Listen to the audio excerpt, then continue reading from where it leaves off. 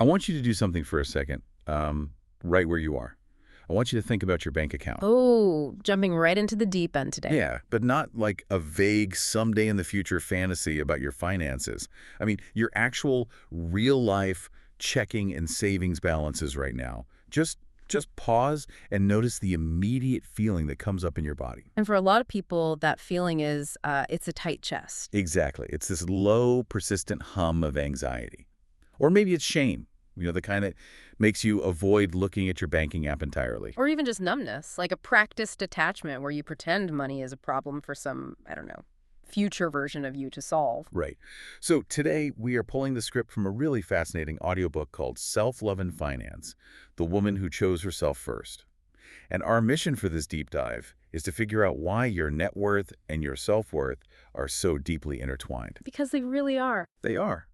And we want to provide a practical roadmap for transforming that very real financial anxiety you might be feeling right now into, well, actual empowerment. Okay, let's unpack this. Because completely reframing money as an act of self-care is a game changer. We should probably assure you right up front that this deep dive is entirely free of spreadsheets. Oh, thank goodness. Yeah, no spreadsheets that make you feel terrible about yourself. We are not going to guilt trip you about buying a latte or ordering takeout. That's not what this is about. Right, it's not about the math. Exactly. The goal of this source material is uncovering the invisible psychological script that is quietly running your financial life in the background. It's dictating your choices before you even realize you're making them. And the core premise here is that your relationship with money is essentially a mirror. It's reflecting back exactly how you feel about yourself. But to understand where those physical feelings of, like, anxiety or shame come from, we have to look at how these financial scripts get written in the first place. And the author points out that this almost always happens in childhood. Right, decades before you ever earned your first paycheck. You can trace it back to what you observed in your childhood home, It was shaped by the heated conversations you overheard at the dinner table, or, conversely, the absolute tense silence around the topic of money. The unspoken stuff is sometimes the loudest. Yeah, and the source material provides some very vivid examples of how this mapping occurs in the brain. If you grew up constantly hearing, "We can't afford that," Which is so common. it is. But if you hear that instead of, "Let's figure out how to create that," your nervous system literally learns to associate money with a threat to survival. You get wired for lack. So your brain perceives a lack of financial resources the exact same way it would perceive, like, a physical predator in the wild. Exactly. It triggers a chronic stress response. And a nervous system that expects lack will unconsciously behave in ways that create more of it just because it feels familiar. The text gave another example that really stuck with me. Growing up watching a parent spend impulsively and then just panic about the bills afterward. Oh, the boom and bust cycle. Right. If you witness that, you probably internalize spending as this confusing, chaotic cycle of both intense comfort and intense dread. So you might be acting out that exact same pattern today. Getting a dopamine hit from a purchase and then spiraling into guilt 20 minutes later. Or if money was used as a form of power or control in your home, like given as a reward for compliance and taken away as punishment. Which makes things so messy. It does. You end up with a very complicated relationship with receiving it. Asking for a raise or setting a boundary around your salary suddenly feels emotionally dangerous. I was trying to visualize how this actually plays out in real life, and I started thinking of it like, it feels like our internalized self-worth acts like a subconscious financial thermostat. Oh, I like that. Like, say your internal thermostat is set to unworthy or scarcity. Even if you try to heat up your bank account, maybe you finally get that promotion or you start a lucrative side hustle. The temperature rises temporarily. Exactly. But if that internal setting hasn't changed, the system will unconsciously kick on the air conditioning to cool your finances back down to what feels normal, even if normal is living paycheck to paycheck. What's fascinating here is that we will never consistently earn, save, or receive more than we believe we deserve. It's that simple. It sounds a bit woo-woo, but it's really not. No, it's not some mystical law of attraction platitude at all. It is a hard behavioral reality, and that thermostat analogy perfectly explains the case study of Sophia from the text. Oh, Sophia. That story was wild. Yeah, so Sophia had a brilliant career. She pulled in a fantastic six-figure salary that most people would envy. But every single month, without fail, her bank account was nearly empty by the time her next paycheck arrived. And the crazy part is she wasn't like buying luxury cars or taking lavish trips. No, the money just flowed out as fast as it flowed in. When she actually audited where the money was going, it was astonishing. She was covering her sister's rent so her sister wouldn't struggle. Right. She was always the one picking up the check at group dinners, even with friends who made just as much money as she did. She was donating to causes she didn't even genuinely feel connected to. Yeah, and when the author dug into her underlying beliefs, Sophia realized she deeply believed that having money made her different from her family. Which is a huge emotional barrier. She believed that getting ahead financially meant she was leaving her loved ones behind. Like, accumulating wealth was inherently selfish. Because having money actually caused her emotional pain. It isolated her from her community's shared narrative of struggle. So what does she do? She unconsciously gives it all away to regulate her nervous system. She wasn't bad at math. She wasn't financially illiterate at all. She was actively punishing herself for wanting security. Her thermostat was kicking on the AC to bring her balance back down to a level where she felt she belonged. It makes so much sense. And this explains so many self-sabotaging behaviors in the workplace, too. It's the root cause of why people dramatically undercharge for their freelance work. Oh, totally. Yeah. Or why they just accept the very first number offered in a job negotiation. Exactly. Or why a sudden, unexpected bonus is immediately followed by, a mysterious, expensive car repair. The brain finds a way to restore the baseline. But recognizing that you have a broken financial thermostat doesn't magically fix the temperature in the room. I wish it did. Right. So the real question is, how do you actively reset a nervous system that has been wired for scarcity for decades? This is where the source material pivots from viewing self-love as, bubble baths and spa days. Yeah, the typical self-care stuff. Right. It applies that exact same concept of self-care to your finances. The author suggests starting by paying yourself first.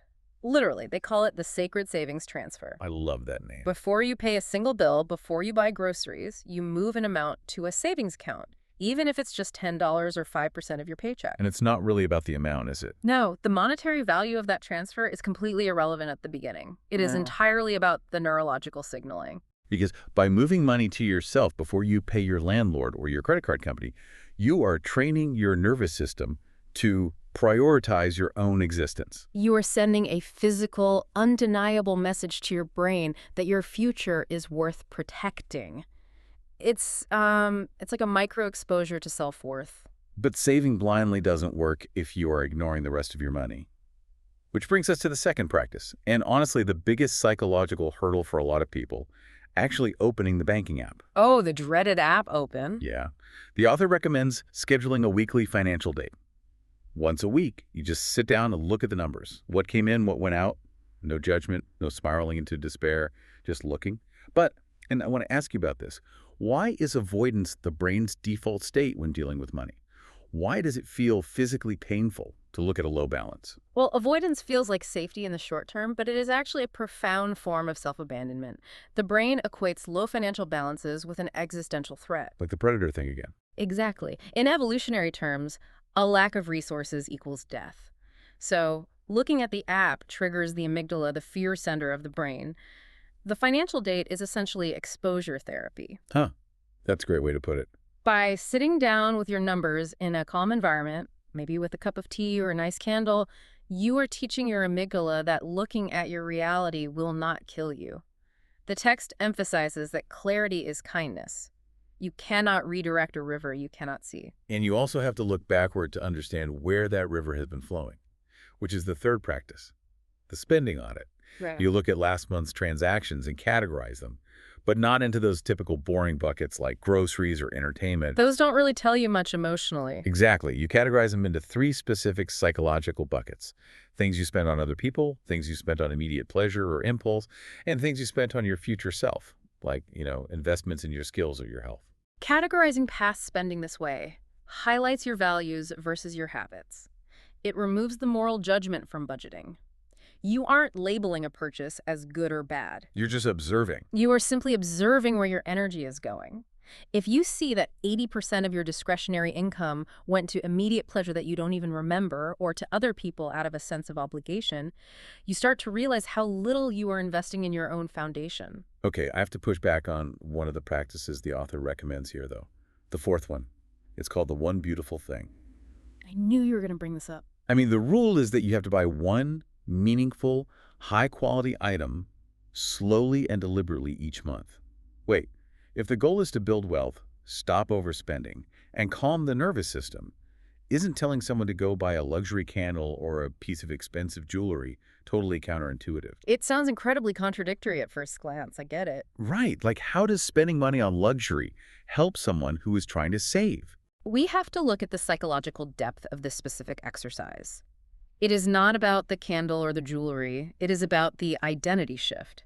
Think about the woman who deeply believes she doesn't deserve nice things. Oh. She only buys cheap, impulsive junk that breaks after a week because she feels guilty spending money on herself. When she intentionally saves for, plans, and buys herself something truly beautiful, she begins to see herself differently. She begins to see herself as someone who is taken care of. Oh, wow. So it's about breaking the habit of settling. Yes. When you identify as someone who is taken care of, you start making different financial decisions across your entire life. Right. If you respect yourself enough to buy the high-quality item, you start respecting yourself enough to stop settling for less in your salary. That makes so much sense. You stop buying the 20 cheap things that clutter your house and drain your bank account. It shifts the entire paradigm from deprivation to curation. That reframes it completely. It's the evidence it provides to your brain that you are actually valuable. And that ties perfectly into the final practice for resetting the thermostat, Yeah. the no loan policy. A tough one for a lot of people. Very tough. This means simply saying no to lending money you don't have, or honestly, money you just don't want to give. And remembering that no is a complete sentence. Exactly. I imagine for someone like Sophia from the case study who equated wealth with selfishness, this would be the absolute hardest boundary to set.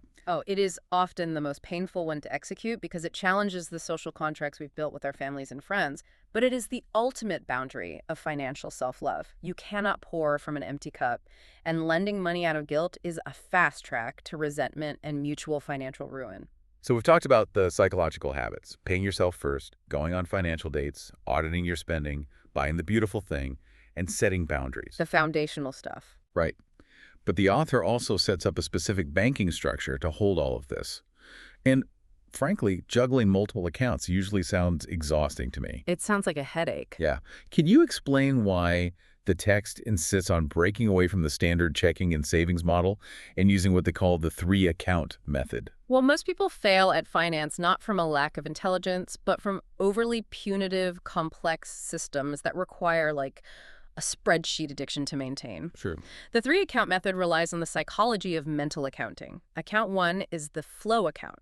This is your main pipeline. Your income arrives here, and your baseline daily life expenses, rent, groceries, utilities, leave from here. Okay, so just the basics. The goal of this account is to strip away all emotion. It is purely logistical. So you aren't agonizing over paying the electric bill because that money was never meant for anything else. Precisely the point. Emotional attachment to rent money causes decision fatigue. Then there is account two, the future account. This is your savings, but reframed. Reframed how? It is not an emergency fund waiting for a disaster to strike. Because that just primes the brain to expect a disaster. Exactly. It is a deliberate gift to your future self. The rule is a minimum of 10% of your income goes here before you do anything else. Love that. And then there is account three, the joy account. The fun one. The very fun one. The author allocates 5 to 10% of your income strictly for pleasure. Vacations, spa days, whatever brings you joy, with absolutely zero guilt. But the rule is strict. You can spend it on whatever you want, but when it's empty, you wait until next month. Right. You can't borrow from the other accounts. Here's where it gets really interesting. I look at this joy account like a pressure valve on a steam engine. Oh, that's a brilliant way to look at it. If you just try to save every penny and deprive yourself completely, the pressure just builds. Without a dedicated space to let off steam and spend on fun, the entire financial machine eventually explodes into a massive binge spending crisis.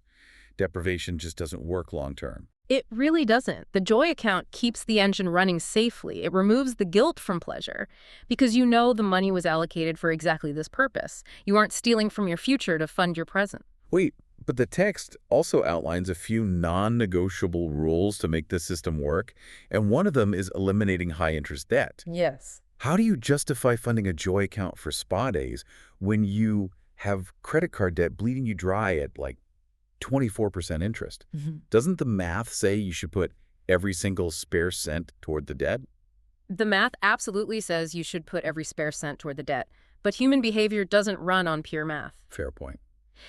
If you pause the joy account completely to pay off a credit card, you trigger that scarcity trauma all over again. You put yourself in extreme austerity, the brain feels punished, it rebels, and it usually ends up racking up more debt just to soothe the pain of deprivation. Wow. So you end up worse off than when you started. Often, yes. The author argues you have to keep a small joy account open, even while aggressively paying down debt to prove to your nervous system you aren't being starved. The debt is viewed as a leak in your financial container. You have to aggressively plug the leak, yes, but you still need a sip of water while you do it. That makes a lot of sense. The other non-negotiables are knowing your exact number, like the precise mathematical cost of your monthly life, not just a guess, and committing to learning one new money concept a month. Financial literacy. Yeah, the author emphasizes that financial literacy is a profound form of self-love. Taking an hour to understand how a Roth IRA works, or, the mechanics of compound interest, adds up to massive financial power over the years. And that transition from the logistical doing of the accounts to the ultimate being of your identity is where the deep dive really hits its stride. Yes, the identity piece. You could have two people using this exact same three-account system. They both have the flow, future, and joy accounts. One succeeds wildly, and the other ends up right back at zero.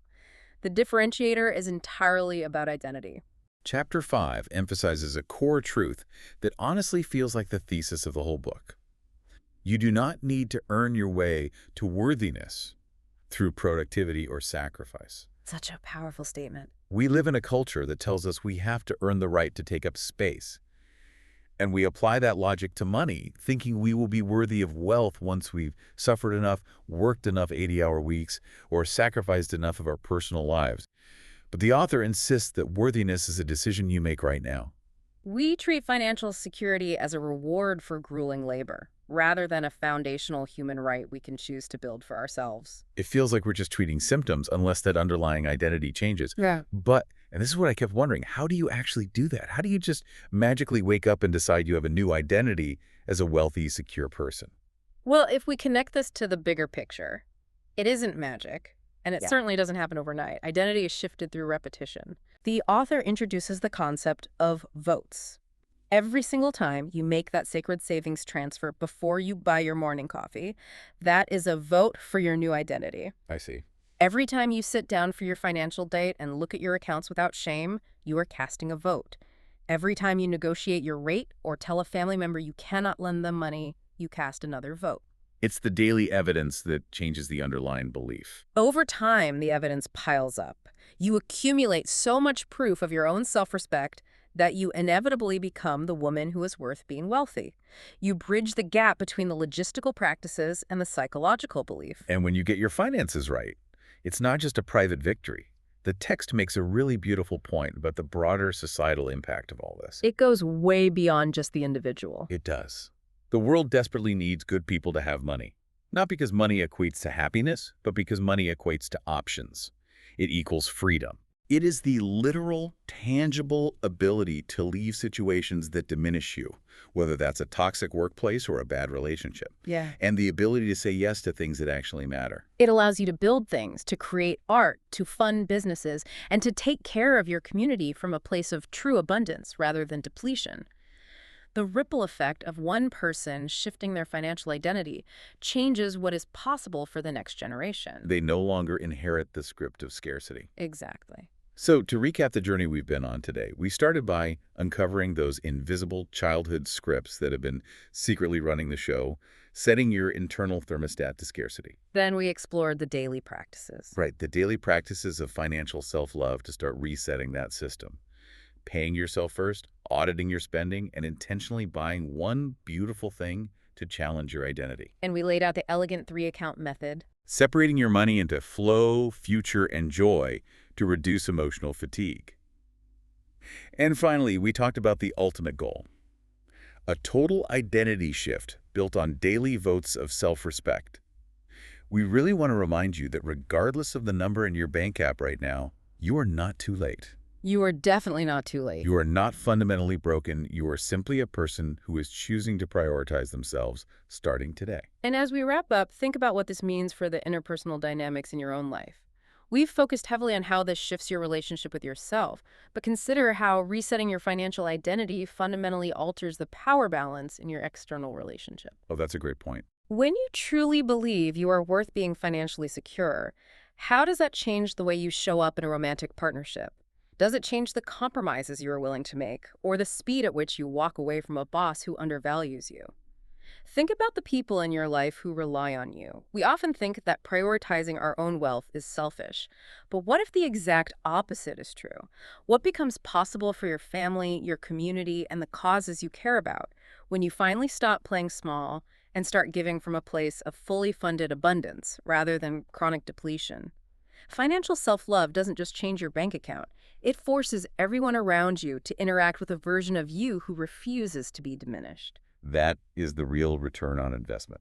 So the next time you think about your bank account, I hope you don't feel that old anxiety kicking on the AC. I hope you feel the power of your own internal thermostat finally set to exactly what you deserve. Take care of yourself out there. And remember, your finances are a huge part of that.